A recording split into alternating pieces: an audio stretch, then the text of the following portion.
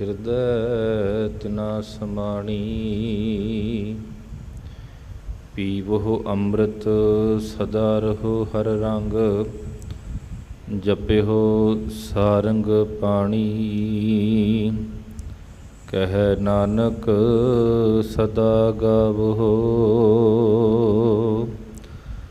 ਏਹ ਸੱਚੀ ਬਾਣੀ।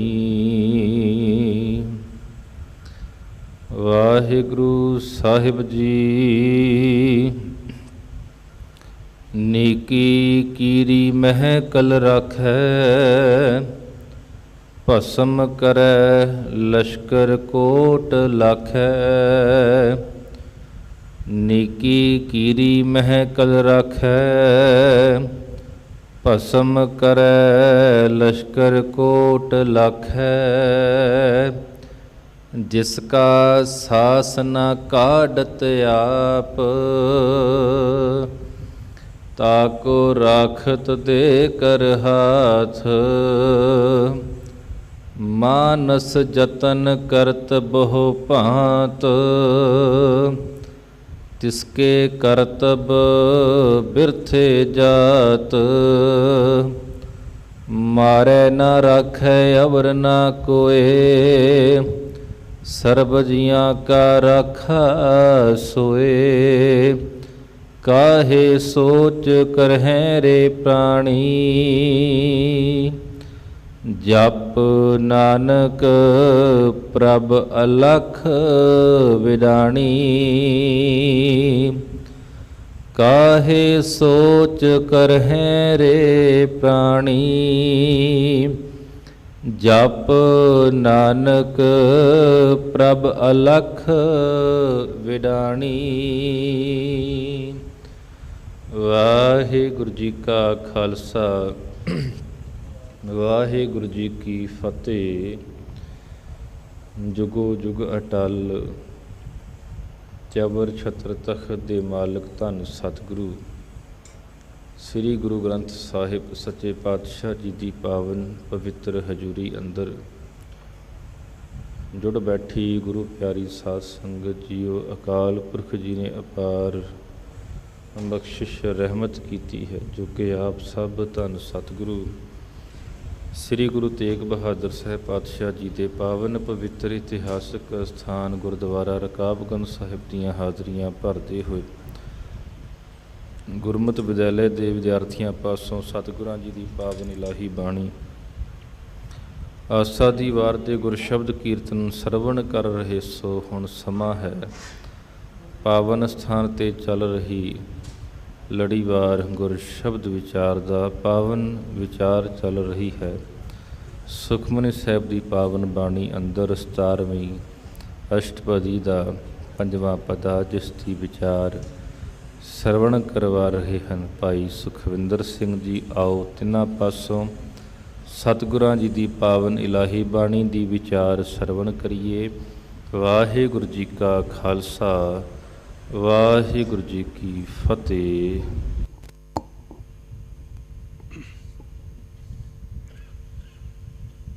ਸਤਿਨਾਮ ਵਾਹਿਗੁਰੂ ਸਾਹਿਬ ਜੀਓ।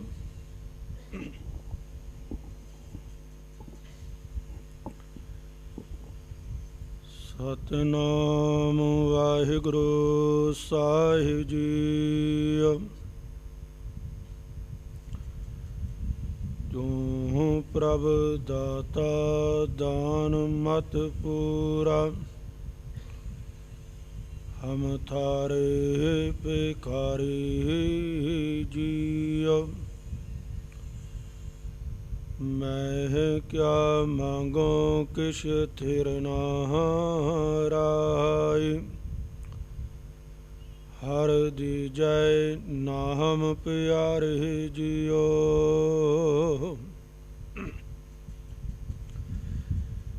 ਨਾਨਕ ਨਾਮ ਨਿਰੰਜਨ ਜਾਣਿਓ, ਕੀਨੀ ਭਗਤ ਪ੍ਰੇਮ ਲਿਵ ਲਾਈ। ਤਾਹਤੇ ਅੰਗਦ ਅੰਗ ਸੰਗ ਪਇਓ ਸਾਇਰ, ਤਿਨ ਸ਼ਬਦ ਸੁਰਤ ਕੀ ਨੀਵ ਰਖਾਈ। ਗੁਰ ਅਮਰਦਾਸ ਕੀ ਅਕਥ ਕਥਾ ਹੈ, ਇਕ ਜੀ ਕਛ ਕਹੀ ਨਾ ਜਾਈ।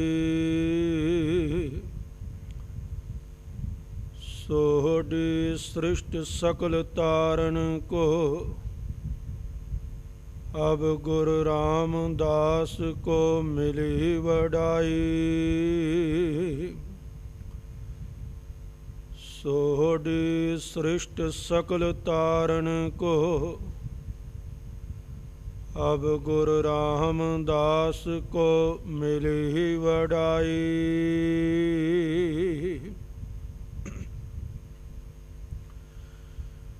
जुगो जुग अटल,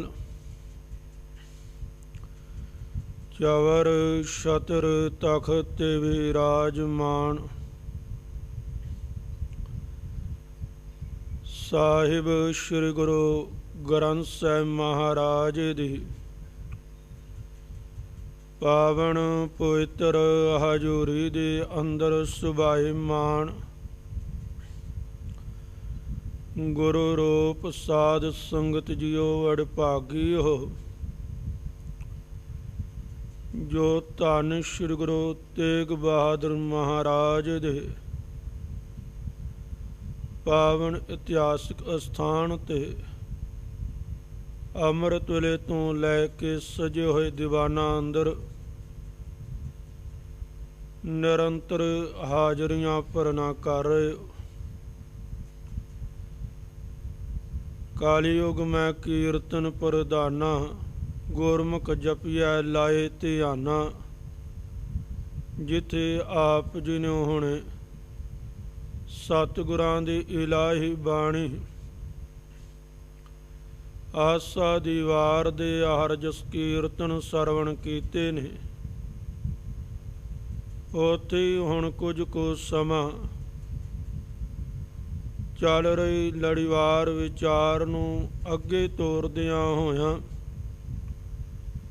पावन गुरबाणी दे विचार दे नाल जुड़ना करिए। विचारां दी आरंभता करन तों पहलां साहिब कमाल अमृत के दाते सरबंस दानी साहिब श्री गुरु गोबिंद सिंह महाराज द्वारा बख्शिश गुरफतेह परवान करो जी। ते आखो जी वाहिगुरु जी का खालसा वाहिगुरु जी की फतेह। यह पावन शब्द जो आप जी ने हुणे सरवण कीता है, धन श्री गुरु अर्जन देव महाराज द्वारा उचारिया होया सुखमणी साहिब दी बाणी दे अंदर 17वें श्लोक दे 5वें पदे दे रूप दे विच पावन अंग 285 ਅਤੇ 86 ਦੇ ਉੱਤੇ ਸੁਭਾਈਮਾਨ सतगुरु पावन शब्द की आरंभता च बख्शिश करते ने। नेकी कीरी मैं कल राख है, भस्म कर लश्कर कोट लाख है। क्यों अकाल पुरख परमात्मा जे निक्की जिही कीड़ी दे अंदर भी अपनी ताकत बख्श दवे, ते निक्की जी कीड़ी जिसदी कोई पाए नहीं, कोई हस्ती नहीं, जिहड़ी संसार दे अंदर शून्य जीरो जानी जाती है, वो भी करोड़ां लश्करां नूं एक पल दे विच सुआह करन दी ताकत रख सकदी है। धन श्री गुरु अर्जन देव महाराज ने इस पावन पंथ दे अंदर पूर्ण तौर ते इस विचार नूं स्पष्ट कीता है ਕਿ ਮਨੁੱਖ ਚਾਹੇ ਜਿੰਨਾ ਮਰਜ਼ੀ ਸਿਆਣਪ ਦਾ ਮਾਲਕ ਹੋਵੇ, ਚਾਹੇ ਜਿੰਨਾ ਮਰਜ਼ੀ ਗਿਆਨਵਾਨ ਹੋਵੇ, ਜਿੰਨਾ ਮਰਜ਼ੀ ਤਾਕਤਵਰ ਹੋਵੇ, ਸੰਸਾਰ ਦੇ ਅੰਦਰ ਸਭ ਤੋਂ ਵੱਡੀ ਉਸ ਦੀ ਖਿਆਤੀ ਹੋਵੇ, ਸੰਸਾਰ ਦੇ ਅੰਦਰ ਰਹਿਣ ਵਾਲਾ ਹਰ ਇੱਕ ਬਾਸ਼ਿੰਦਾ ਉਸ ਦੇ ਅੱਗੇ ਸੀਸ ਝੁਕਾਉਂਦਾ ਹੋਵੇ, ਨਮਸਕਾਰ ਕਰਦਾ ਹੋਵੇ, ਪਰ ਇੰਨਾ ਕੁਝ ਹੋਣ ਦੇ ਬਾਵਜੂਦ ਵੀ ਉਸ ਮਨੁੱਖ ਦੀ ਡੋਰੀ ਜਿਹੜੀ ਉਸ ਪਰਮਾਤਮਾ ਦੇ ਹੱਥ ਦੇ ਵਿੱਚ, ਇਹ ਸਮੁੱਚਾ ਸੰਸਾਰ ਉਸ ਪਰਮਾਤਮਾ ਦੇ ਹੁਕਮ ਰੂਪੀ ਡੋਰੀ ਦੇ ਅੰਦਰ ਵੱਜਾ ਹੋਇਆ ਹੈ।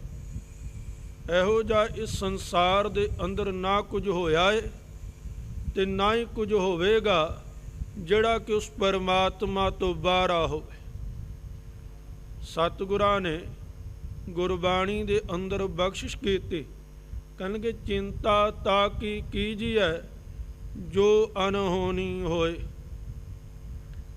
ਕਹਿੰਦੇ ਡਰ ਭੈ ਫਿਕਰ ਉਸ ਚੀਜ਼ ਦਾ ਕਰ ਜੋ ਉਸ ਪਰਮਾਤਮਾ ਦੇ ਹੁਕਮ ਤੋਂ, ਉਸ ਦੇ ਭਾਣੇ ਤੋਂ ਬਾਹਰ ਵਰਤ ਜਾਵੇ। ਕਿਉਂਕਿ ਵਰਤਣਾ ਤੇ ਸੰਸਾਰ ਦੇ ਅੰਦਰ ਉਹੀ ਹੈ ਨਾ ਜੋ ਉਸ ਪਰਮਾਤਮਾ ਦਾ ਹੁਕਮ ਹੈ, ਜੋ ਉਸ ਦੀ ਰਜ਼ਾ ਹੈ, ਜੋ ਉਸ ਦਾ ਭਾਣਾ ਹੈ। ਮਨੁੱਖ ਚਾਹੇ ਜੋ ਮਰਜ਼ੀ ਕਰ ਲਵੇ, ਪਰ ਸੱਚ ਇਹ ਹੈ ਕਿ ਅੰਤ ਨੂੰ ਉਸ ਦੇ ਹੁਕਮ, ਉਸ ਦੇ ਭਾਣੇ ਦੇ ਅੰਦਰ ਇਸ ਨੂੰ ਸੀਸ ਝੁਕਾਉਣਾ ਹੀ ਪੈਣਾ। ਉਸ ਤੋਂ ਬਾਹਰ ਨਾ ਇਹ ਕੁਝ ਕਰ ਸਕਦਾ ਹੈ ਤੇ ਨਾ ਇਹ ਕਦੀ ਕੁਝ ਕਰ ਸਕੇਗਾ। ਧੰਨ ਸ਼੍ਰੀ ਗੁਰੂ ਨਾਨਕ ਦੇਵ ਮਹਾਰਾਜ ਦੇ ਬਚਨ ਜਪਜੀ ਸਾਹਿਬ ਦੀ ਬਾਣੀ ਦੇ ਅੰਦਰ ਸਤਿਗੁਰਾਂ ਨੇ ਬੜੀ ਸੋਹਣੀ ਬਖਸ਼ਿਸ਼ ਕੀਤੀ ਕਿ ਮਨੁੱਖ ਦੀ ਪਾਏ ਕੀ ਹੈ।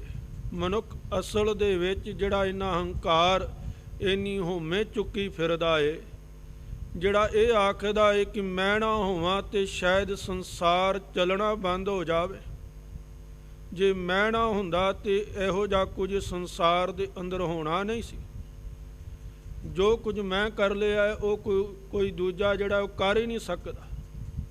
ਪਰ ਇਹ ਸਾਡੇ ਮਨ ਦਾ ਕੇਵਲ ਤੇ ਕੇਵਲ ਭਰਮ ਹੈ, ਵਹਿਮ ਹੈ, ਇਸ ਤੋਂ ਜ਼ਿਆਦਾ ਕੁਝ ਵੀ ਨਹੀਂ। ਸਤਿਗੁਰਾਂ ਨੇ ਤਾਂ ਇੱਥੋਂ ਤੱਕ ਬਖਸ਼ਿਸ਼ ਕੀਤੀ, ਕਹਿੰਦੇ ਮਨੁੱਖ ਆਪਣੀ ਰਸਨਾ ਤੋਂ ਜੋ ਕੁਝ ਬੋਲਦਾ ਹੈ, ਜੋ ਕੁਝ ਬਿਆਨ ਕਰਦਾ ਹੈ, ਜੋ ਕੁਝ ਉਚਾਰਨ ਕਰਦਾ ਹੈ, ਸੱਚ ਤਾਂ ਇਹ ਹੈ ਕਿ ਇਹ ਸਾਰਾ ਕੁਝ ਉਸ ਪਰਮਾਤਮਾ ਦੇ ਹੁਕਮ ਦੇ ਵਿੱਚ। ਬੋਲਣਾ ਤੱਕ ਵੀ ਮਨੁੱਖ ਦੀ ਮਰਜ਼ੀ ਦੇ ਉੱਤੇ ਡਿਪੈਂਡ ਨਹੀਂ ਕਰਦਾ। ਸਾਨੂੰ ਇਹ ਲੱਗਦਾ ਹੈ ਕਿ ਅਸੀਂ ਆਪਣੀ ਮਰਜ਼ੀ ਦੇ ਅਨੁਸਾਰ ਬੋਲਦੇ ਹਾਂ। ਆਪ ਜੀ ਦੇ ਨਾਲ ਜੋ ਕੁਝ ਮੈਂ ਵਿਚਾਰਾਂ ਸਾਂਝੀਆਂ ਕਰਾਂ ਜਾਂ ਸਤਿਗੁਰੂ ਮਹਾਰਾਜ ਦੀ ਕਿਰਪਾ ਦੇ ਨਾਲ ਆਪ ਜੀ ਸੰਸਾਰ ਦੇ ਅੰਦਰ ਵਿਚਰਦਿਆਂ ਹੋਇਆਂ ਜੋ ਕੁਝ ਬੋਲਦੇ, ਜਾਂ ਇੱਥੇ ਆਪ ਜੀ ਨੇ ਸਮਾਂ ਜਿੰਨਾ ਬਤੀਤ ਕੀਤਾ ਹੈ, ਜਿੰਨਾ ਗੁਜ਼ਾਰਨਾ ਹੈ, ਇਹ ਸਾਰਾ ਕੁਝ ਉਸ ਪਰਮਾਤਮਾ ਦੇ ਹੁਕਮ ਦੇ ਅੰਦਰ ਹੈ। ਰਸਨਾ ਦੀ ਇੰਨੀ ਮਰਜ਼ੀ ਨਹੀਂ, ਤਾਕਤ ਨਹੀਂ ਕਿ ਉਸ ਦੇ ਹੁਕਮ ਤੋਂ ਬਿਨਾਂ ਇੱਕ ਲਫ਼ਜ਼ ਵੀ ਬੋਲ ਸਕੇ। ਹੁਣ ਆਪ ਜੀ ਦੇ ਨਾਲ ਵਿਚਾਰ ਕਰਦਿਆਂ ਹੋਏ ਇੱਕ ਪਲ ਦੇ ਵਿੱਚ ਜ਼ੁਬਾਨ ਜਿਹੜੀ ਸ਼ੂਨਿਆ ਹੋ ਗਈ, ਅਗਲਾ ਲਫ਼ਜ਼ ਜਿਹੜਾ ਉਚਾਰਨ ਕਰਨਾ ਸੀ ਨਹੀਂ ਉਚਾਰ ਸਕੇ। ਕਹਿੰਦੇ ਆਖਣ ਨਾ ਜ਼ੋਰ ਕਿ ਜਿੰਨੀ ਮਰਜ਼ੀ ਇਹ ਆਪਣੀ ਤਾਕਤ ਵਰਤ ਲਵੇ, ਪਰ ਸੱਚ ਇਹ ਹੈ ਕਿ ਜੋ ਕੁਝ ਬਿਆਨ ਕਰਦਾ ਉਹ ਵੀ ਉਸ ਪਰਮਾਤਮਾ ਦੇ ਹੁਕਮ ਦੇ ਵਿੱਚ, ਉਸ ਦੀ ਰਜ਼ਾ ਦੇ ਵਿੱਚ, ਉਸ ਤੋਂ ਬਾਹਰ ਆਏ ਕੁਝ ਬਿਆਨ ਨਹੀਂ ਕਰ ਸਕਦਾ। ਚੁੱਪੈ ਨਾ ਜ਼ੋਰ। ਤੇ ਮਨੁੱਖ ਸੋਚੇ ਕਿ ਇਸ ਸਮੇਂ ਮੈਂ ਚੁੱਪ ਕਰ ਜਾਵਾਂ, ਮੈਂ ਕੁਝ ਬਿਆਨ ਨਾ ਕਰਾਂ, ਕੁਝ ਬੋਲਾਂ ਨਾ, ਕਹਿੰਦੇ ਇਹ ਵੀ ਉਸ ਦੀ ਮਰਜ਼ੀ ਦੇ ਉੱਤੇ ਡਿਪੈਂਡ ਨਹੀਂ। ਇਹ ਵੀ ਹੁਕਮ ਦੇ ਅੰਦਰ ਹੀ ਚੁੱਪ ਕਰੇਗਾ ਤੇ ਹੁਕਮ ਦੇ ਅੰਦਰ ਇਸ ਦੀ ਚੁੱਪ ਹੀ ਟੁੱਟ ਜਾਣੀ। ਤੇ ਸਤਿਗੁਰਾਂ ਨੇ ਆਖਰ ਦੇ ਵਿੱਚ ਗੱਲ ਨੂੰ ਮੁਕਾ ਦਿੱਤਾ, ਕਹਿੰਦੇ ਨਾ ਤੇਰੇ ਵਸ ਦੇ ਵਿੱਚ ਜਨਮ ਸੀ ਤੇ ਸੱਚ ਜਾਣੀ ਮੌਤ ਵੀ ਤੇਰੇ ਵਸ ਦੇ ਵਿੱਚ ਨਹੀਂ। ਜੇ ਤੂੰ ਸੋਚੇ ਕਿ ਤੇਰੀ ਮਰਜ਼ੀ ਦੇ ਨਾਲ ਤੂੰ ਸੰਸਾਰ ਦੇ ਅੰਦਰ ਜਨਮ ਲਿਆ, ਕਹਿੰਦੇ ਨਹੀਂ, ਤੇਰੀ ਪੈਦਾਇਸ਼, ਤੇਰਾ ਜਨਮ ਹੀ ਜਿਹੜਾ ਉਸ ਪਰਮਾਤਮਾ ਦੀ ਮਰਜ਼ੀ ਦੇ ਨਾਲ, ਉਸ ਦੇ ਹੁਕਮ ਦੇ ਨਾਲ ਹੋਇਆ। ਜਾਤ ਸੁਭਾਣਾ ਤਾਂ ਜੰਮਿਆ, ਪਰਿਵਾਰ ਭਲਾ ਪਾਇਆ। ਕਹਿੰਦੇ ਉਸ ਦਾ ਹੁਕਮ ਹੋਇਆ ਤਾਈਓ ਤੂੰ ਸੰਸਾਰ ਦੇ ਅੰਦਰ ਆਇਆ, ਨਹੀਂ ਤਾਂ ਕਦੀ ਧਿਆਨ ਦੇ ਮੁੱਚ ਮੁੱਚ ਗਰਭ ਗਏ ਤੂੰ ਕੀਣ ਬਚਿਆ। ਪਤਾ ਨਹੀਂ ਕਿੰਨੇ ਕੁ ਮਨੁੱਖ ਜਿਹੜੇ ਨੇ ਜਿਨ੍ਹਾਂ ਨੂੰ ਇਜਾਜ਼ਤ ਹੀ ਨਹੀਂ, ਹੁਕਮ ਦੇ ਅੰਦਰ ਜਿਨ੍ਹਾਂ ਨੂੰ ਇਜਾਜ਼ਤ ਹੀ ਨਹੀਂ ਸੰਸਾਰ ਦੇ ਅੰਦਰ ਜਨਮ ਲੈਣ ਦੀ, ਪੈਦਾਇਸ਼ ਉਹਨਾਂ ਦੀ ਹੋਣ ਦੀ, ਮਾਤਾ ਦੇ ਗਰਭ ਦੇ ਅੰਦਰ ਖਤਮ ਹੋ ਜਾਂਦੇ ਨੇ। ਸਾਡੇ ਤੋਂ ਪਹਿਲਾਂ ਸਾਡੇ ਤੋਂ ਬਾਅਦ ਪਤਾ ਨਹੀਂ ਕਿੰਨੇ ਕੁ ਮਾਤਾ ਦੇ ਗਰਭ ਦੇ ਅੰਦਰ ਖਤਮ ਹੋ ਗਏ। ਤੂੰ ਕੀਣ ਬਚਿਆ। ਅਸੀਂ ਕਦੀ ਵਿਚਾਰਿਆ ਕਿ ਅਸੀਂ ਕਿਵੇਂ ਸੰਸਾਰ ਦੇ ਅੰਦਰ ਇਹ ਜਨਮ, ਇਹ ਜੀਵਨ ਭੋਗਦੇ ਪਏ, ਕਿਉਂਕਿ ਉਸ ਪਰਮਾਤਮਾ ਦਾ ਹੁਕਮ ਹੈ, ਤਾਈਓ ਸਾਡੇ ਸਵਾਸ ਚੱਲਦੇ ਪਏ।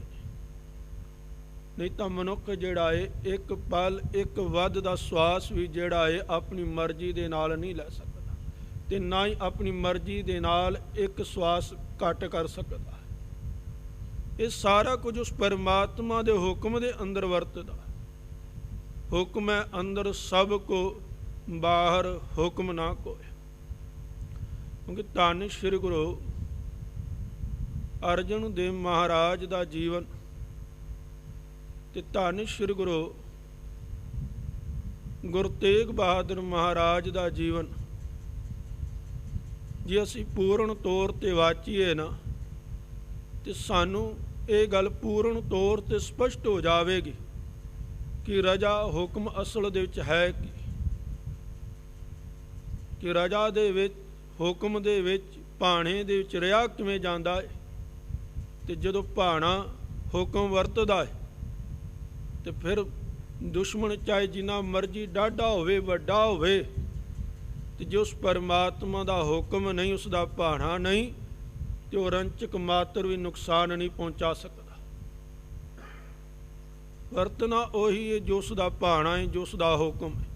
ਭਾਣੇ ਤੋਂ, ਹੁਕਮ ਤੋਂ ਬਾਹਰ ਕੁਝ ਵਰਤ ਹੀ ਨਹੀਂ ਸਕਦਾ। ਤੇ ਧੰਨ ਸ਼੍ਰੀ ਗੁਰੂ ਅਰਜਨ ਦੇਵ ਮਹਾਰਾਜ ਨੇ ਅੱਜ ਦੇ ਇਸ ਪਾਵਨ ਸ਼ਬਦ ਦੇ ਅੰਦਰ ਇਹੀ ਬਖਸ਼ਿਸ਼ ਕੀਤੀ। ਕਹਿੰਦੇ ਨੀਕੀ ਕੀਰੀ ਮੈਂ ਕਲ ਰੱਖ। ਹੁਣ ਕੀੜੀ ਉਸ ਦੀ ਪਾਏ ਕਿੰਨੀ ਕੁ, ਉਸ ਦੀ ਬਣਤਰ, ਉਸ ਦੀ ਬਣਾਵਟ, ਉਸ ਦਾ ਸਰੀਰ ਰੰਚਕ ਮਾਤਰ। ਤੇ ਜੇ ਕਿਤੇ ਮਨੁੱਖ ਦੇ ਪੈਰ ਦੇ ਥੱਲੇ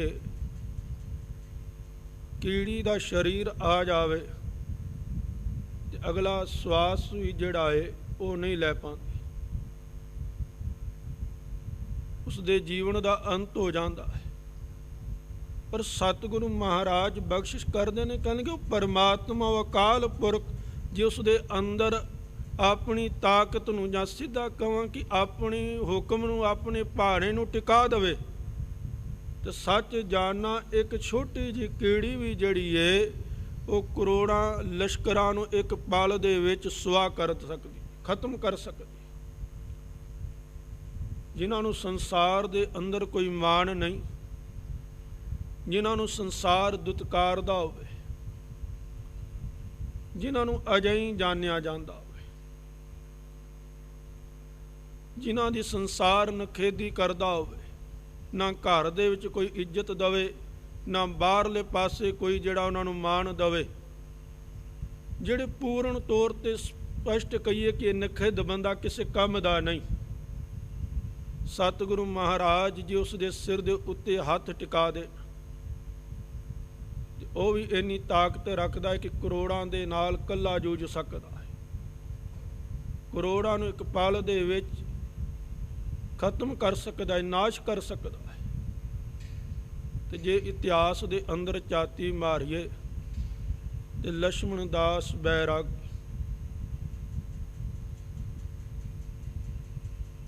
ਮਾਧੋ ਦਾਸ ਬੈਰਾਗੀ ਜਿਹੜਾ ਹੈ, ਉਸ ਦਾ ਪਹਿਲਾ ਜੀਵਨ ਆਪ ਸਾਰੇ ਜਾਣਦੇ ਹੋ ਕਿ ਬੈਰਾਗ ਦੇ ਵਿੱਚ ਜਦੋਂ ਸਤਿਗੁਰੂ ਮਹਾਰਾਜ ਦੇ ਨਾਲ ਉਸ ਦੀ ਮੁਲਾਕਾਤ ਹੁੰਦੀ ਹੈ ਤੇ ਸੁਧਾਰਨ ਜਾਂ ਤਪਸਵੀ ਸਾਧ, ਜਿਸ ਦੇ ਕੋਲ ਕੁਝ ਰੰਚਕ ਮਾਤਰ ਜੀਆਂ ਰਿਧੀਆਂ ਸਿੱਧੀਆਂ ਨੇ, ਜਿਨ੍ਹਾਂ ਦੇ ਨਾਲ ਉਸਨੇ ਉੱਥੋਂ ਦੇ ਜਿਹੜੇ ਲੋਕ ਨੇ ਉਹਨਾਂ ਦੇ ਅੰਦਰ ਡਰ ਭੈ ਜਿਹੜਾ ਉਹ ਪੈਦਾ ਕੀਤਾ ਹੋਇਆ। ਤੇ ਸਾਰੇ ਜਿਹੜੇ ਨੇ ਉਸ ਡਰ ਤੋਂ, ਉਸ ਭੈ ਤੋਂ ਉਸ ਨੂੰ ਮੰਨਦੇ ਨੇ, ਉਸ ਦਾ ਸਤਿਕਾਰ ਕਰਦੇ ਨੇ, ਉਸ ਦੀ ਪੂਜਾ ਕਰਦੇ। ਇੱਕ ਛੋਟੇ ਜਿਹੇ ਇਲਾਕੇ ਤੋਂ ਜ਼ਿਆਦਾ ਉਸ ਦੀ ਜਿਹੜੀ ਹੋਂਦ ਨਹੀਂ। ਛੋਟੇ ਜਿਹੇ ਇਲਾਕੇ ਤੋਂ ਬਾਹਰ ਉਸ ਨੂੰ ਕੋਈ ਜਾਣਦਾ ਨਹੀਂ। ਪਰ ਕੀੜਾ ਥਾਪ ਦੇ ਪਾਤਸ਼ਾਹੀ ਕਿ ਰੰਚਕ ਮਾਤਰ, ਜਿਸ ਦਾ ਜੀਵਨ ਜਿਹੜਾ ਕੀੜਿਆਂ ਦੇ ਨਿਆਈ ਕਹਿਣਗੇ, ਉਸ ਨੂੰ ਉਹ ਪਰਮਾਤਮਾ ਜਿਹੜਾ ਪਾਤਸ਼ਾਹ ਬਣਾ ਸਕਦਾ। ਹੁਣ ਧੰਨ ਸ਼੍ਰੀ ਗੁਰੂ ਗੋਬਿੰਦ ਸਿੰਘ ਮਹਾਰਾਜ ਨੇ ਮਾਧੋ ਦਾਸ ਬੈਰਾਗੀ ਦੇ ਉੱਤੇ ਕਿਰਪਾ ਕੀਤੀ, ਆਪਣੀ ਸ਼ਰਨ ਦੇ ਵਿੱਚ ਲਿਆ। ਆਪਣੀ ਸ਼ਰਨ ਦੇ ਵਿੱਚ ਲੈ ਕੇ ਮਾਧੋ ਦਾਸ ਬੈਰਾਗੀ ਨੂੰ ਨਿਵਾਜਿਆ ਤੇ ਮਾਧੋ ਦਾਸ ਬੈਰਾਗੀ ਨੂੰ ਉਸ ਨੂੰ ਇੱਕ ਨਵਾਂ ਰੂਪ ਜਿਹੜਾ ਉਹ ਬਖਸ਼ਿਸ਼ ਕੀਤਾ, ਬਾਬਾ ਬੰਦਾ ਸਿੰਘ ਬਹਾਦਰ ਦੇ ਰੂਪ ਦੇ ਵਿੱਚ। ਤੇ ਬਹਾਦਰੀ ਜਿਹੜੀ ਏ ਉਸ ਦੇ ਜੀਵਨ ਦੀ ਪੂਰਨ ਤੌਰ ਤੇ ਵਿਆਖਿਆ ਕਰਦੀ ਹੈ। ਲਫ਼ਜ਼ ਜਿਹੜਾ ਹੈ ਨਾ, ਕੇਵਲ ਨਾਮ ਮਾਤਰ ਨਹੀਂ ਹੈ, ਬਲਕਿ ਉਸ ਦੇ ਜੀਵਨ ਦੇ ਅੰਦਰ ਪੂਰਨ ਤੌਰ ਤੇ ਉਸ ਦੇ ਜੀਵਨ ਨੂੰ ਸੰਸਾਰ ਦੇ ਸਾਹਮਣੇ ਪੇਸ਼ ਕਰਦਾ ਹੈ ਕਿ ਕਿੰਨਾ ਕੁ ਬਹਾਦਰ ਹੈ। ਨੰਦੇੜ ਦੀ ਧਰਤੀ ਤੋਂ ਚੱਲਦਾ ਹੈ ਤੇ ਆਪ ਸਾਰੇ ਜਾਣਦੇ ਹੋ ਕਿ ਸਤਿਗੁਰੂ ਮਹਾਰਾਜ ਦੇ ਹੁਕਮਨਾਮੇ ਪਾ ਕੇ ਸੰਗਤਾਂ ਉਸ ਦੇ ਨਾਲ ਜੁੜਦੀਆਂ ਨੇ। ਤੇ ਜਿਸ ਮੁਗਲ ਸਰਕਾਰ ਦੇ ਸਾਹਮਣੇ ਕੋਈ ਜਿਹੜਾ ਉੱਚੀ ਆਵਾਜ਼ ਨਹੀਂ ਚੁੱਕ ਸਕਦਾ, ਇੱਥੋਂ ਤੱਕ ਕਿ ਆਪਣੇ ਧਰਮ ਨੂੰ ਵੀ ਸਹੀ ਢੰਗ ਦੇ ਨਾਲ ਜਿਹੜਾ ਹੈ ਉਹ ਪੂਜ ਨਹੀਂ ਸਕਦਾ, ਮੰਨ ਨਹੀਂ ਸਕਦਾ। ਧਰਮ ਦੇ ਉੱਤੇ ਵੀ ਟੈਕਸ ਹੈ, ਧਰਮ ਦੇ ਅਨੁਸਾਰ, ਧਰਮ ਦੇ ਅਕੋਰਡਿੰਗ ਚੱਲਣ ਦੇ ਲਈ ਵੀ ਟੈਕਸ ਦੇਣਾ ਪੈਂਦਾ ਹੈ। ਉਹਨਾਂ ਦੇ ਅਨੁਸਾਰ ਆਪਣੇ ਧਰਮ ਨੂੰ ਚਲਾਉਣਾ ਪੈਂਦਾ ਹੈ, ਆਪਣੇ ਧਰਮ ਦੇ ਕਰਮਾਂ ਨੂੰ ਕਰਨਾ ਪੈਂਦਾ ਹੈ। ਜਾਂ ਇੰਝ ਕਹੀਏ ਕਿ ਪੂਰਾ ਜੀਵਨ ਜਿਹੜਾ ਹੈ ਉਹਨਾਂ ਦੇ ਅਕੋਰਡਿੰਗ ਚੱਲ ਰਿਹਾ ਪੂਰੇ ਭਾਰਤ ਵਰਸ਼ ਦਾ। ਉੱਥੇ ਜਦੋਂ ਸਤਿਗੁਰੂ ਮਹਾਰਾਜ ਦੀ ਬਖਸ਼ਿਸ਼ ਪਾ ਕੇ ਮਾਧੋ ਦਾਸ ਬੈਰਾਗੀ ਜਿਹੜਾ ਬੈਰਾਗੀ ਹੈ, ਤੇ ਜਦੋਂ ਬੰਦਾ ਸਿੰਘ ਬਹਾਦਰ ਬਣਦਾ ਹੈ ਤੇ ਗੁਰੂ ਦੀਆਂ ਸੰਗਤਾਂ ਉਸ ਦੇ ਨਾਲ ਜੁੜਦੀਆਂ ਨੇ। ਤੇ ਅਸੀਂ ਅੱਜ ਉਸ ਦੀ ਵਡਿਆਈ ਦੇ ਵਿੱਚ ਲਫ਼ਜ਼ ਵਰਤਦੇ ਹਾਂ ਕਿ ਬੰਦਾ ਸਿੰਘ ਬਹਾਦਰ ਨੇ ਸਰਹੰਦ ਦੀ ਇੱਟ ਦੇ ਨਾਲ ਇੱਟ ਖੜਕਾਈ। ਇੱਕ ਉਹ ਸਮਾਂ ਹੈ ਜਦੋਂ ਸਰਹੰਦ ਦਾ ਨਵਾਬ ਜਿਹੜਾ ਹੈ ਆਪਣੇ ਹੰਕਾਰ ਦੇ ਵਿੱਚ ਮਸਤ ਹੋ ਕੇ ਸਤਿਗੁਰੂ ਮਹਾਰਾਜ ਨੂੰ ਲੱਭਦਾ ਪਿਆ ਹੈ ਉਹਨਾਂ ਨੂੰ ਖਤਮ ਕਰਨ ਦੇ ਲਈ। ਤੇ ਇੱਕ ਅੱਜ ਇਹ ਸਮਾਂ ਹੈ ਜਦੋਂ ਸਤਿਗੁਰੂ ਮਹਾਰਾਜ ਦੇ ਭੇਜੇ ਹੋਏ ਸੇਵਕ ਤੋਂ ਆਪਣੇ ਪ੍ਰਾਣਾਂ ਨੂੰ ਬਚਾਉਣ ਦੇ ਲਈ ਉਹ ਲੁਕਦਾ ਫਿਰਦਾ ਹੈ। ਨੇਕੀ ਕੀਰੀ ਮੈਂ ਕਲ ਰਾਖੈ, ਭਸਮ ਕਰੈ ਲਸਕਰ ਕੋਟ ਲੱਖ। ਕਿ ਜਦੋਂ ਪਰਮਾਤਮਾ ਬਖਸ਼ਿਸ਼ ਕਰਨ ਦੇ ਵਿੱਚ ਆਵੇ ਤੇ ਫਿਰ ਜਿਹੜੇ ਨਿਮਾਣੇ ਨੇ ਉਹਨਾਂ ਨੂੰ ਵੀ ਮਾਣ ਦਿਵਾਉਂਦਾ ਹੈ। ਇੱਥੇ ਬਸ ਨਹੀਂ,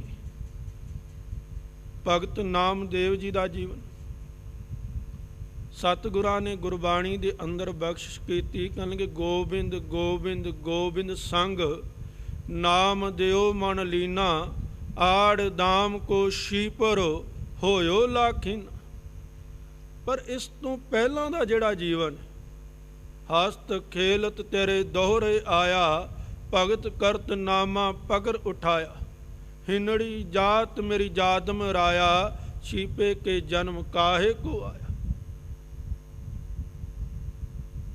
ਪਹਿਲੋਂ ਇਹ ਜੀਵਨ ਹੈ ਕਿ ਧਾਰਮਿਕ ਅਸਥਾਨ ਦੇ ਉੱਤੇ ਸਿਜਦਾ ਕਰਨ ਦਾ ਅਧਿਕਾਰ ਨਹੀਂ, ਸੀਸ ਝੁਕਾਉਣ ਦਾ ਅਧਿਕਾਰ ਤੱਕ ਨਹੀਂ, ਧਾਰਮਿਕ ਅਸਥਾਨ ਤੇ ਬੈਠ ਕੇ ਉਸ ਪਰਮਾਤਮਾ ਨੂੰ ਪੂਜਣ ਦਾ, ਉਸ ਦੇ ਦਰਸ਼ਨ ਦੀਦਾਰੇ ਕਰਨ ਦਾ ਅਧਿਕਾਰ ਨਹੀਂ। ਇੱਥੋਂ ਤੱਕ ਕਠੋਰਤਾ ਵਰਤੀ ਗਈ, ਇੱਥੋਂ ਤੱਕ ਜ਼ੁਲਮ ਕੀਤੇ ਗਏ ਕਿ ਜੇ ਕੋਈ ਨੀਵੀਂ ਜਾਤ ਵਾਲਾ ਧਰਮ ਦੇ ਬੋਲ ਸੁਣ ਲਵੇ ਤੇ ਪੌਰਾਣਿਕ ਸਮੇਂ ਦੇ ਅੰਦਰ ਉਸ ਦੇ ਕੰਨਾਂ ਦੇ ਵਿੱਚ ਤਾਂਬਾ ਪਿਘਲਾ ਕੇ ਪਾ ਦਿੱਤਾ ਜਾਂਦਾ ਸੀ ਤਾਂ ਕਿ ਇਹ ਦੁਬਾਰਾ ਸੁਣ ਨਾ ਸਕੇ। ਤੇ ਜੇ ਰਸਨਾ ਤੋਂ ਕਿਤੇ ਉਚਾਰਨ ਕਰ ਲਵੇ ਤੇ ਉਸ ਦੀ ਰਸਨਾ ਤੱਕ ਕੱਟ ਦਿੱਤੀ ਜਾਂਦੀ ਸੀ ਕਿ ਦੁਬਾਰਾ ਜਿਹੜੇ ਬੋਲ ਉਚਾਰਨ ਨਾ ਕਰ ਸਕੇ। ਤੇ ਇੰਨੀ ਜ਼ਿਆਦਾ ਨਿਡਰਤਾ ਵਰਤੀ ਗਈ। ਜੇ ਅਸੀਂ ਪਿਛੋਕੜ ਦਾ ਇਤਿਹਾਸ ਪੜ੍ਹੀਏ ਤੇ ਇਹ ਵੀ ਸਾਹਮਣੇ ਆਉਂਦਾ ਹੈ ਕਿ ਪਿੱਛੇ ਦਰਖਤ ਦੀਆਂ ਟਹਿਣੀਆਂ ਬਣ ਕੇ ਉਹਨਾਂ ਨੂੰ ਮਜਬੂਰ ਕੀਤਾ ਜਾਂਦਾ ਸੀ ਕਿ ਜਿਸ ਰਸਤੇ 'ਤੇ ਉਹ ਚੱਲਣ ਤੇ ਦਰਖਤ ਦੀਆਂ ਟਹਿਣੀਆਂ ਪਿੱਛੇ ਬਣ ਕੇ ਚੱਲਣ, ਤਾਂ ਕਿ ਜਿਸ ਰਸਤੇ 'ਤੇ ਚੱਲ ਰਹੇ ਨੇ ਤੇ ਚੱਲਦਿਆਂ ਹੋਇਆਂ ਪੈਰਾਂ ਦੇ ਜਿਹੜੇ ਨਿਸ਼ਾਨ ਪੈਂਦੇ ਨੇ ਉਸ ਦਰਖਤ ਦੀਆਂ ਟਹਿਣੀਆਂ ਦੇ ਨਾਲ ਜਿਵੇਂ ਜਿਵੇਂ ਅੱਗੇ ਵਧਣਗੇ ਪਿੱਛੋਂ ਮਿਟਦੇ ਜਾਣ, ਤਾਂ ਕਿ ਕੋਈ ਉੱਚੀ ਜਾਤ ਵਾਲਾ ਨਿਕਲੇ ਤੇ ਉਹਨਾਂ ਪੈਰਾਂ ਦੇ ਨਿਸ਼ਾਨਾਂ ਦੇ ਉੱਤੇ ਉਸਦੇ ਪੈਰ ਪੈ ਕੇ ਪਿੱਟ ਨਾ ਜਾਣ। ਇੰਨੀ ਤੱਕ ਨਿਡਰਤਾ ਵਰਤੀ ਗਈ। ਹੁਣ ਇਹੋ ਜਿਹੇ ਹਾਲਾਤ ਦੇ ਵਿੱਚ ਜਦੋਂ ਪੂਜਾ ਕਰਨ ਦਾ ਅਧਿਕਾਰ ਨਹੀਂ, ਤੇ ਜੇ ਅੱਜ ਦੇ ਸਮੇਂ ਦੇ ਅੰਦਰ ਗੱਲ ਕਰੀਏ ਤੇ ਭਗਤ ਨਾਮਦੇਵ ਦੇ ਆਪਣੇ ਨਾਂ ਤੇ ਗੁਰਦੁਆਰੇ ਨੇ, ਆਪਣੇ ਨਾਂ ਤੇ ਮੰਦਰ ਨੇ। ਅੱਜ ਸੰਸਾਰ ਉਹਨਾਂ ਨੂੰ ਸਿਜਦਾ ਕਰਦਾ। ਜਦੋਂ ਵੀ ਅਸੀਂ ਗੁਰੂ ਗ੍ਰੰਥ ਸਾਹਿਬ ਮਹਾਰਾਜ ਨੂੰ ਸੀਸ ਝੁਕਾਉਂਦੇ ਹਾਂ ਤੇ ਮਤਾ ਸਾਡੇ ਮਨ ਦੇ ਅੰਦਰ ਇਹ ਭਰਮ ਹੋਵੇ ਕਿ ਅਸੀਂ ਕੇਵਲ ਤੇ ਕੇਵਲ 10 ਗੁਰੂ ਸਾਹਿਬਾਨ ਨੂੰ ਸੀਸ ਝੁਕਾਉਂਦੇ ਹਾਂ, ਨਹੀਂ, ਬਲਕਿ ਜਿਹੜੇ ਹੋਰ ਮਹਾਂਪੁਰਸ਼ਾਂ ਦੀ ਬਾਣੀ ਹੈ ਨਾ, 29 ਮਹਾਂਪੁਰਸ਼ਾਂ ਦੀ, 6 ਗੁਰੂ ਸਾਹਿਬਾਨ, ਇਸ ਤੋਂ ਅਲੱਗ 29 ਅਸੀਂ ਉਹਨਾਂ ਨੂੰ ਉਸ ਸਮੇਂ ਸੀਸ ਝੁਕਾਉਂਦੇ। ਜਾਂ ਮੈਂ ਇੰਝ ਕਹਾਂ ਕਿ ਜਿਨ੍ਹਾਂ ਸਿੰਘਾਂ ਸਿੰਘਣੀਆਂ ਨੇ ਗੁਰੂ ਤੋਂ ਆਪਣੇ ਜਾਨਾਂ ਵਾਰੀਆਂ ਨੇ, ਜਦੋਂ ਅਸੀਂ ਗੁਰੂ ਦੇ ਅੱਗੇ ਸੀਸ ਝੁਕਾਉਂਦੇ ਹਾਂ ਉਹਨਾਂ ਨੂੰ ਵੀ ਸਿਜਦਾ ਕਰਦੇ, ਉਹਨਾਂ ਨੂੰ ਵੀ ਨਮਸਕਾਰ ਕਰਦੇ ਤੇ ਨਾਲ ਹੀ ਭਗਤ ਨਾਮਦੇਵ ਦੇ ਚਰਨਾਂ 'ਚ ਮੱਥਾ ਟੇਕਦੇ। ਇਹ ਸਾਰਾ ਕੁਝ ਹੋਇਆ ਕਿਵੇਂ ਹੈ? ਇਹ ਹੈ ਨੀਕੀ ਕੀਰੀ ਮੈਂ ਕਲ ਰਾਖੈ, ਭਸਮ ਕਰੈ ਲਸਕਰ ਕੋਟ ਲੱਖ। ਕਿ ਜਦੋਂ ਉਹ ਆਪਣੀ ਤਾਕਤ ਬਖਸ਼ਦਾ ਹੈ, ਆਪਣਾ ਬਲ ਬਖਸ਼ਦਾ ਹੈ, ਫਿਰ ਜਿਹੜੇ ਨਿਮਾਣੇ ਨੇ ਉਹਨਾਂ ਨੂੰ ਵੀ ਮਾਣ ਮਿਲ ਜਾਂਦਾ ਹੈ। ਫਿਰ ਕੀ ਹੁੰਦਾ ਹੈ? ਗੋਬਿੰਦ ਗੋਬਿੰਦ ਗੋਬਿੰਦ ਸੰਗ ਨਾਮ ਦਿਓ ਮਨ ਲੀਨਾ, ਆੜ ਦਾਮ ਕੋ ਸ਼ੀਪਰੋ ਹੋਇਓ ਲੱਖਿਨਾ। ਜਿਹੜਾ ਕੋਡੀਆਂ ਦਾ ਸੀ ਅੱਜ ਲੱਖਾਂ ਦਾ ਹੋ ਗਿਆ। ਜਿਸ ਨੂੰ ਕੋਈ ਅਪਣਾਉਣ ਦੇ ਲਈ ਤਿਆਰ ਨਹੀਂ, ਜਿਸ ਨੂੰ ਸਾਰਿਆਂ ਨੇ ਦੁਤਕਾਰ ਦਿੱਤਾ ਹੋਵੇ, ਜਿਹੜੇ ਸਾਰੇ ਇਹ ਆਖਦੇ ਹੋਣ ਕਿ ਇਸ ਦੇ ਨਾਲ ਸਾਡਾ ਕੋਈ ਸਬੰਧ ਨਹੀਂ, ਇਸ ਦਾ ਪਿਓ ਖਤਮ ਹੋ ਗਿਆ, ਇਸ ਦੀ ਮਾਂ ਖਤਮ ਹੋ ਗਈ, ਹੁਣ ਇਹ ਸਾਡਾ ਕੁਝ ਨਹੀਂ ਲੱਗਦਾ।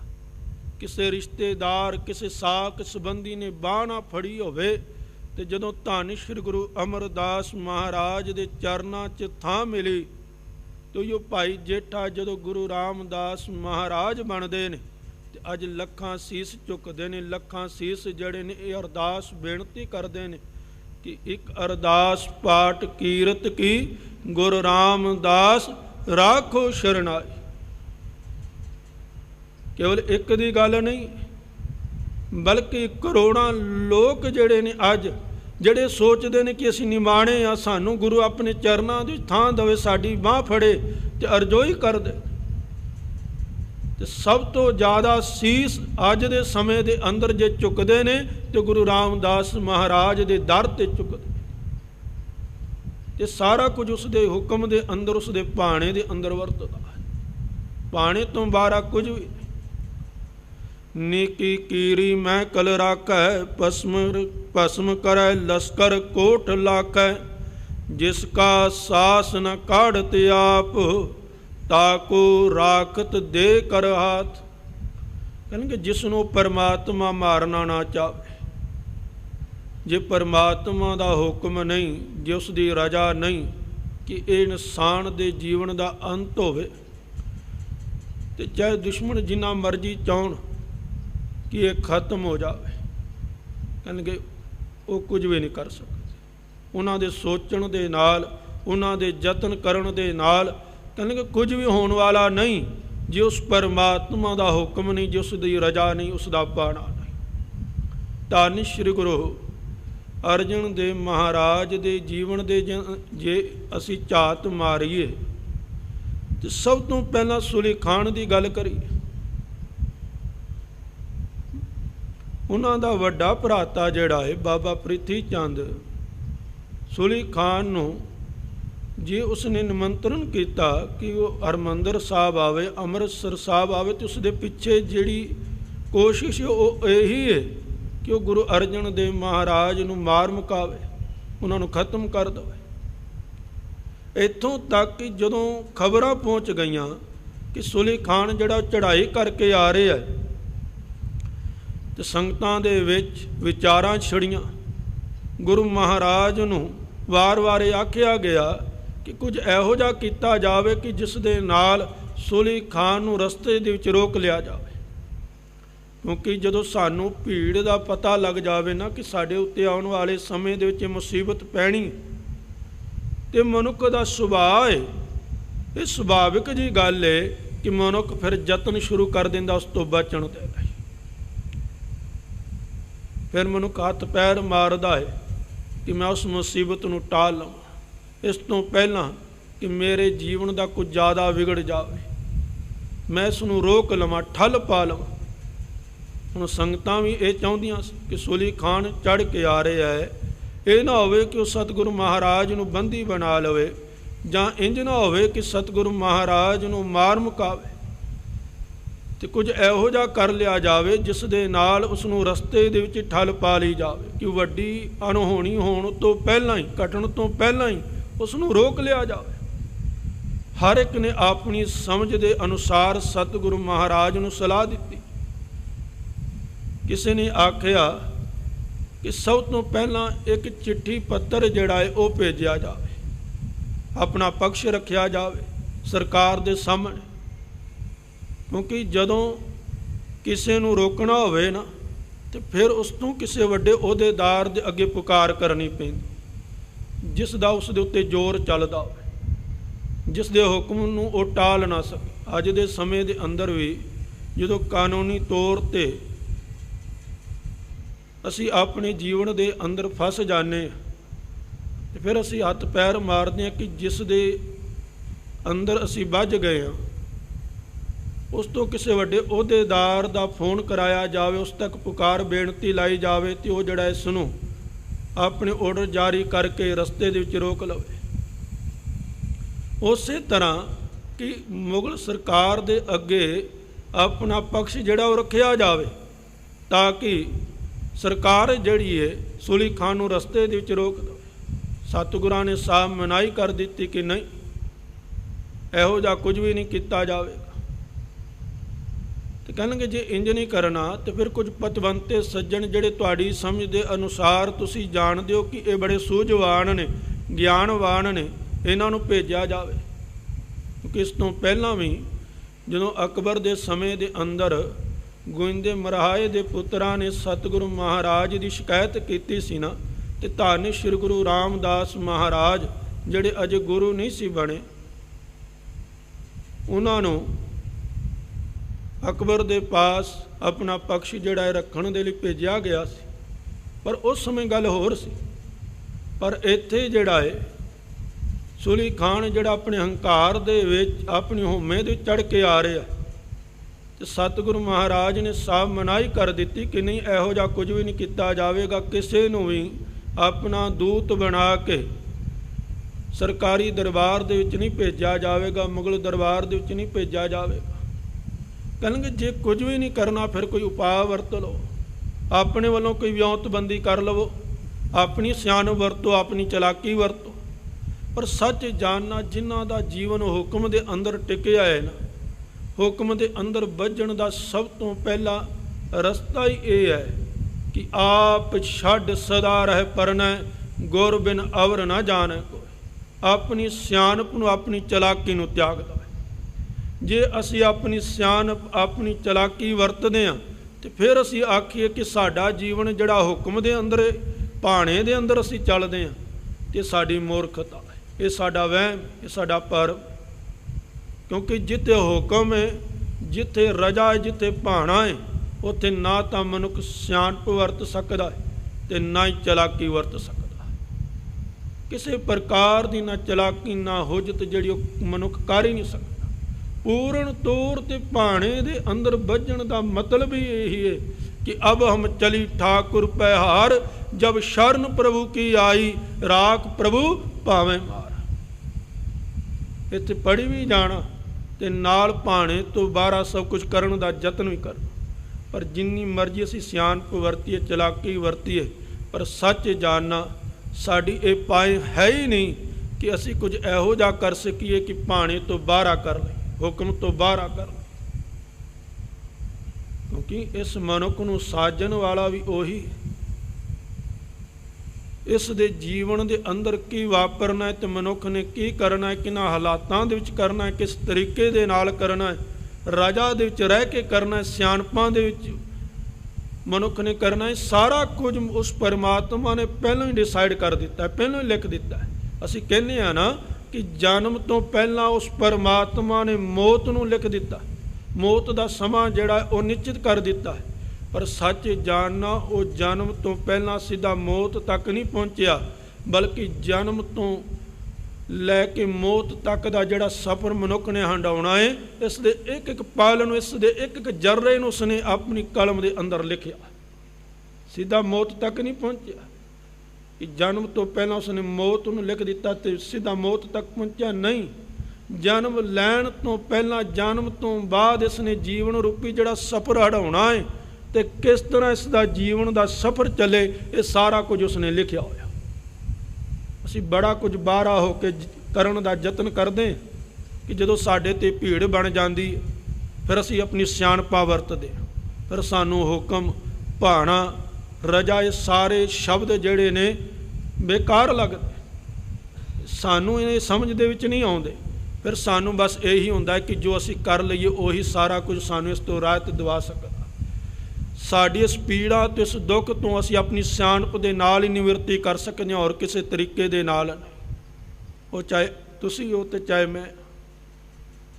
ਕਿਉਂਕਿ ਜੇ ਅਸੀਂ ਆਪਣੇ ਜੀਵਨ ਦੇ ਅੰਦਰ ਝਾਤ ਮਾਰੀਏ ਨਾ, ਤੇ ਅਸੀਂ ਆਪਣੇ ਜੀਵਨ ਦੇ ਵਿੱਚ ਕੁਝ ਸਮਾਂ ਇਹੋ ਜਿਹਾ ਹੰਡਾਇਆ ਹੈ ਕਿ ਜਦੋਂ ਪੂਰਨ ਤੌਰ 'ਤੇ ਇਹੋ ਜਿਹੀ ਭੀੜ ਪੈ ਜਾਂਦੀ ਹੈ, ਮੁਸੀਬਤ ਆ ਜਾਂਦੀ, ਦੁੱਖ ਦਾ ਸਮਾਂ ਆ ਜਾਂਦਾ ਹੈ ਕਿ ਜਦੋਂ ਸਾਨੂੰ ਲੱਗਦਾ ਹੈ ਕਿ ਅਸੀਂ ਛਟਪਟਾਉਂਦੇ ਹਾਂ, ਤੇ ਉਸ ਛਟਪਟਾਹਟ ਦੇ ਵਿੱਚ ਜਿੱਥੇ ਸਾਨੂੰ ਭਾਣਾ, ਰਜਾ ਯਾਦ ਆਉਣੀ ਚਾਹੀਦੀ ਹੈ, ਉੱਥੇ ਅਸੀਂ ਆਪਣੀ ਸਿਆਣਪ ਵਰਤਦੇ।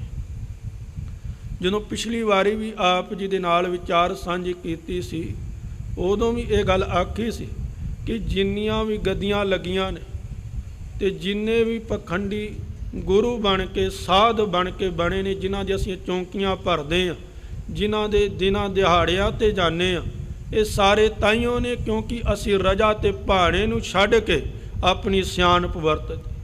ਜਿਸ ਦਿਨ ਸਾਨੂੰ ਭਾਣੇ ਦੇ ਵਿੱਚ, ਰਜਾ ਦੇ ਵਿੱਚ ਰਹਿਣਾ ਆ ਗਿਆ, ਆਪਣੀ ਮੱਤ, ਆਪਣੀ ਸਿਆਣਪ ਨੂੰ ਤਿਆਗ ਦਿੱਤਾ, ਉਸ ਦਿਨ ਅਸੀਂ ਕਿਸੇ ਸਾਧ ਦੀ, ਕਿਸੇ ਪਖੰਡੀ ਦੀ, ਕਿਸੇ ਹੋਰ ਦੀ, ਜਿਨ੍ਹਾਂ ਨੂੰ ਅਸੀਂ ਮਹਾਂਪੁਰਸ਼ ਆਖਦੇ ਹਾਂ, ਕਦੀ ਚੌਂਕੀ ਨਹੀਂ ਭਰਾਂਗੇ।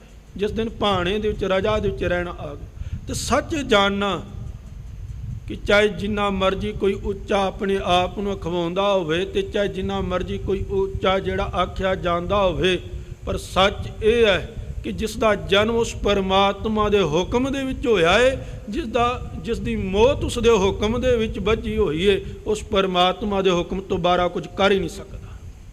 ਸੱਚ ਇਹ ਹੈ, ਕਿਉਂਕਿ ਉਸ ਦੇ ਹੁਕਮ ਨੂੰ ਟਾਲਣ ਦੇ ਲਈ ਉਸ ਤੋਂ ਵੱਡਾ ਹੋਣਾ ਜ਼ਰੂਰੀ ਹੈ। ਪਰ ਇਹੋ ਜਿਹਾ ਕਿਹੜਾ ਹੈ ਕਿ ਜਿਹੜਾ ਇਹ ਆਖੇ ਕਿ ਮੈਂ ਉਸ ਪਰਮਾਤਮਾ ਤੋਂ ਵੱਡਾ।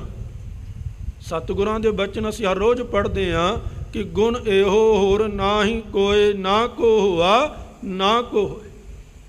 ਇਹ ਤਾਂ ਬਸ ਅਸੀਂ ਆਪਣੇ ਦੁੱਖ ਤੋਂ, ਆਪਣੀ ਪੀੜਾ ਤੋਂ ਕੁਝ ਕੁ ਸਮੇਂ ਲਈ, ਆਪਣੇ ਮਨ ਨੂੰ ਨਿਜਾਤ ਦਿਵਾਉਣ ਦੇ ਲਈ, ਤੇ ਕੁਝ ਪਲ ਜਿਹੜੇ ਨੇ ਉਹ ਸ਼ਾਂਤੀ ਦੇ ਪਾਉਣ ਦੇ ਲਈ ਅਸੀਂ ਦੂਜਿਆਂ ਦੇ ਡੇਰਿਆਂ ਤੇ ਚੌਂਕੀਆਂ ਭਰਨੀਆਂ ਸ਼ੁਰੂ ਕਰਦੇ।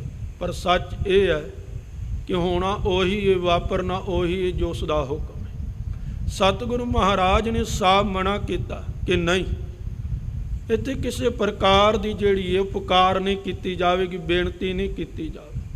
ਸਤਿਗੁਰਾਂ ਨੇ ਇੱਕੋ ਲਫ਼ਜ਼ ਕਿਹਾ, ਕਹਿੰਦੇ ਮੈਂ ਸਭ ਕੁਛ ਛੋੜ, ਮੈਂ ਸਾਰੇ ਆਸਰੇ ਛੱਡੇ।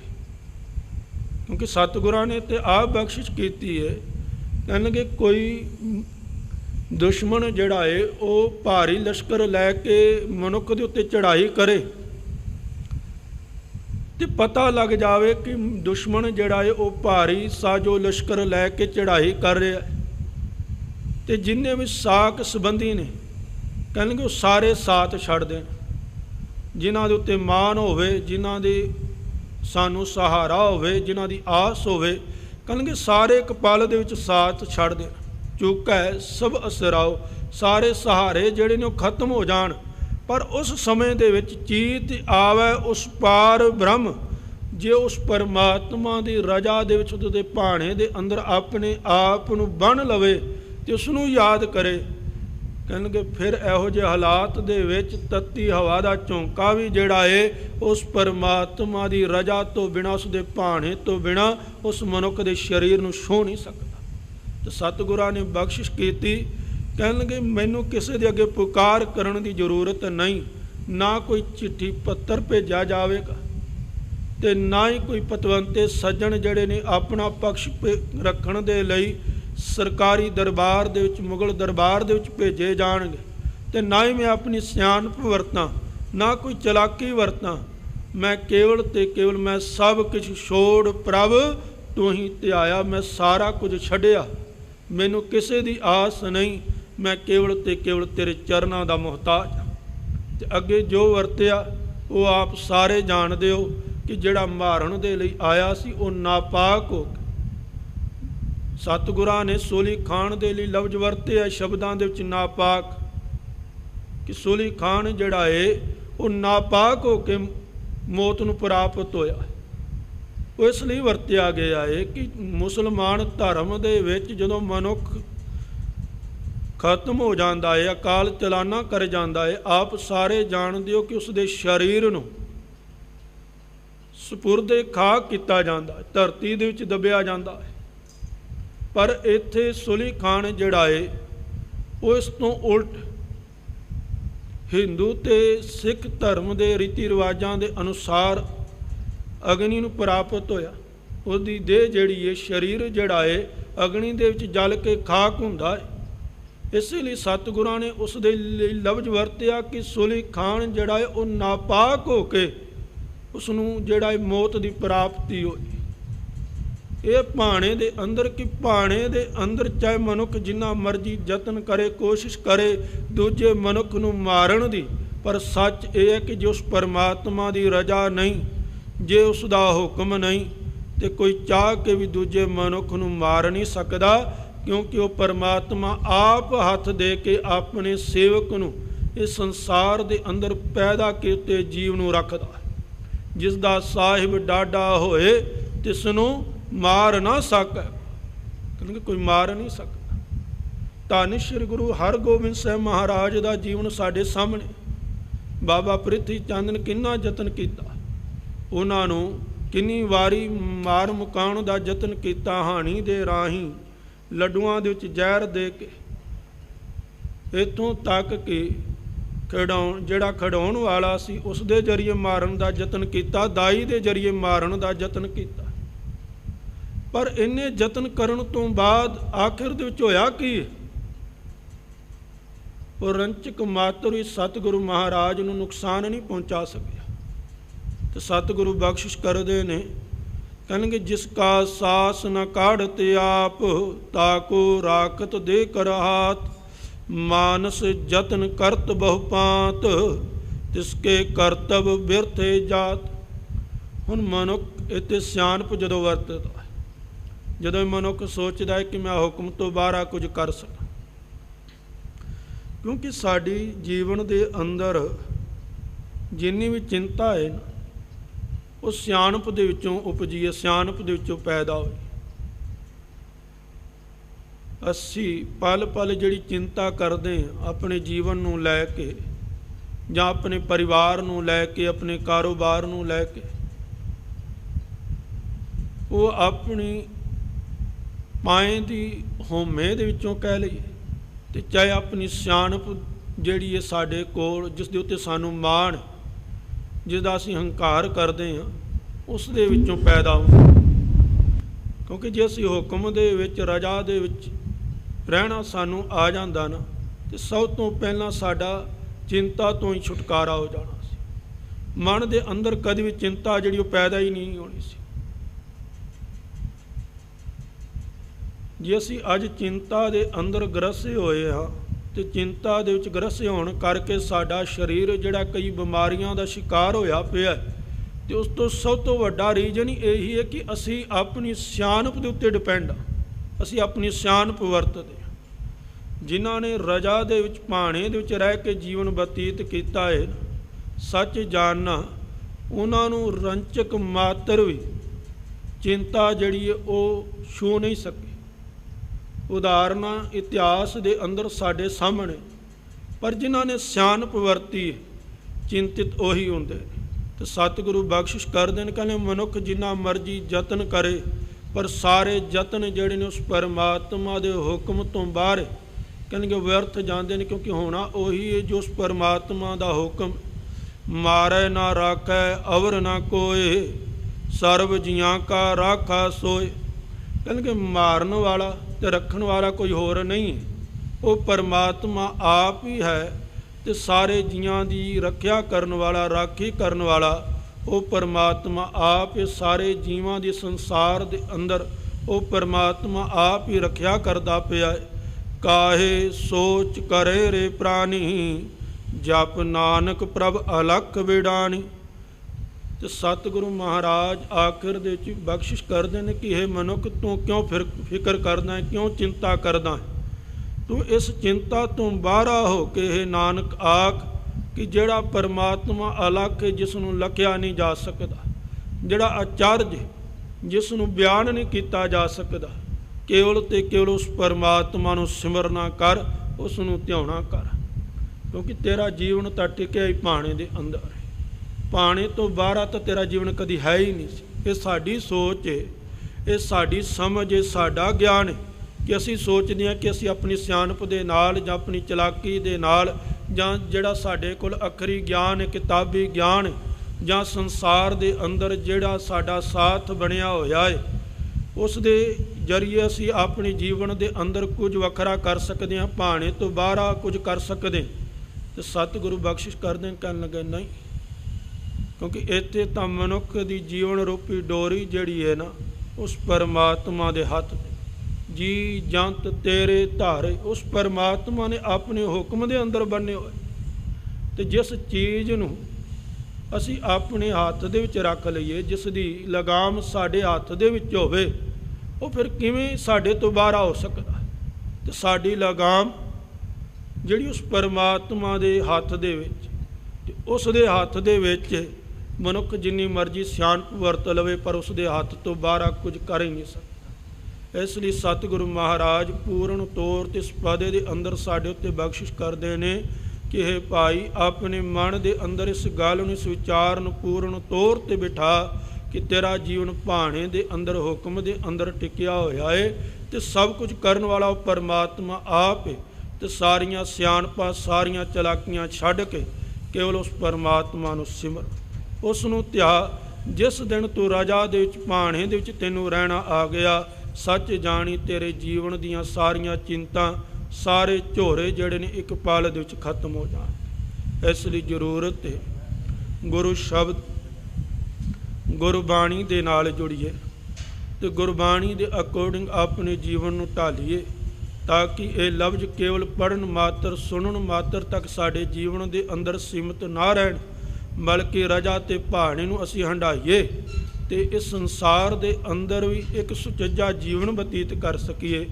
ਤੇ ਭਾਣੇ ਦੇ ਅੰਦਰ ਰਹਿੰਦਿਆਂ ਹੋਇਆਂ ਜਦੋਂ ਸੰਸਾਰ ਤੋਂ ਸੁਰਖਰੂ ਹੋਈਏ, ਤੇ ਅਸੀਂ ਵੀ ਕਹਿ ਸਕੀਏ ਕਿ ਓੜਕ ਕੀ ਸੇਵਕ ਕੀ ਓੜਕ ਨਿਭੀ ਪ੍ਰੀਤ, ਜੀਵਤ ਸਾਹਿਬ ਸੇਵਿਓ ਆਪਣਾ, ਚਲਤੇ ਰਾਖਿਓ ਚੀਤ। ਇੰਨੀਆਂ ਕੁ ਵਿਚਾਰਾਂ ਆਪ ਜੀ ਨੇ ਪ੍ਰਵਾਨ ਕਰਨੀਆਂ।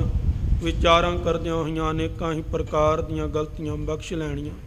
ਧੰਨਵਾਦ ਹੈ ਇੱਥੋਂ ਦੇ ਸੇਵਾਦਾਰਾਂ ਦਾ, ਪ੍ਰਬੰਧਕ ਕਮੇਟੀ ਦਾ, ਤੇ ਆਪ ਸਮੂਹ ਸਾਧ ਸੰਗਤ ਦਾ, ਜਿਨ੍ਹਾਂ ਦੀਆਂ ਅਸੀਸਾਂ ਸਦਕਾ ਸਤਿਗੁਰੂ ਮਹਾਰਾਜ ਦੇ ਪਾਵਨ ਸਥਾਨ 'ਤੇ ਹਾਜ਼ਰੀ ਭਰਨ ਦਾ ਸਮਾਂ ਪ੍ਰਾਪਤ ਹੋਇਆ।